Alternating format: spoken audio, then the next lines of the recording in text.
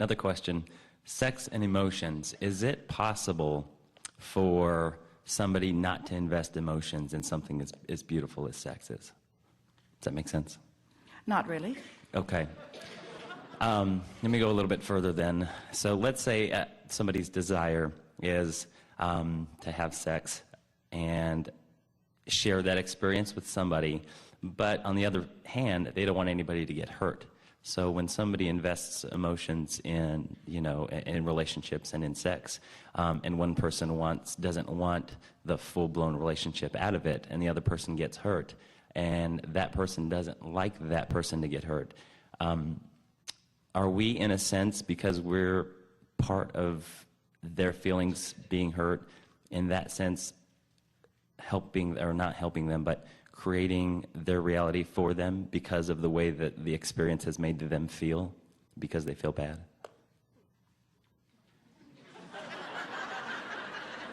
It got worse. But we're just playing with you a little bit. We just wanted you to give a fuller explanation of it. And we want to begin by saying that maybe we are misusing the word emotion or the idea of emotion here just a little bit, because certainly we know that in this physical environment that there is the discussion about sexuality and being in love, and then there is the idea of sexuality without love, in other words, just for the physical pleasure of the sexuality. And we want to put the word emotion into this whole context in this way. When you desire something, even if it is simply the pleasure of a sexual experience, that is a desire that when you line up with, you can experience the most joyous of emotions.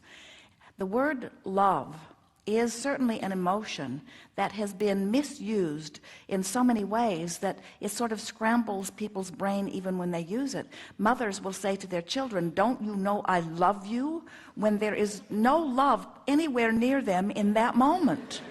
In other words, you can be tuned in, tapped in, turned on, which makes you the equivalent of love, or you can be pinched off from it, which makes you the opposite of love, but you cannot feel like that and be in the moment of love at the same moment. And so we would like to separate from all subjects, including the subject of sexuality. We would like to separate the label of love as a label that can always be put across it, and we would like to say all subjects are the same in that you can be participating in the subject and you can be tuned in, tapped in, turned on, and you can be participating in the subject and be otherwise, but it's not necessary. You can be in absolute alignment with who you are and not be in love with the person that you are having sex with.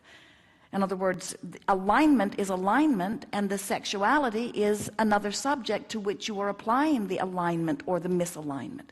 However, one of the things that you're getting at is, let's say that you are someone who has decided that you are not wanting to couple up with someone right away, that you are enjoying your freedom and that you are exploring life and collecting data, but that you still are enjoying sexual interaction, and so you are doing your best to be in vibrational alignment with who you are. And in doing so, that would mean you could not focus upon someone who saw all of that differently and push against them and be in alignment with what you want. In other words, you have to be in alignment with your vision of who you are and not push against someone else's idea. And if you were that, you would attract to you only those others who were a vibrational match to that which you are matched to. In other words, you'd attract to you others who feel the same way, who are enjoying the physical company in the same way that you're enjoying the ski trips you're going on together and the meals that you're sharing together.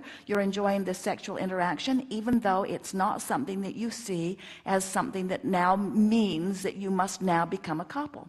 But what happens with so many people is that rather than staying true to their own vibration, instead they're poking around in what the other person is thinking or wanting. And so their vibration isn't pure, and so then they attract people who want something other than that they want, who then do get their feelings hurt.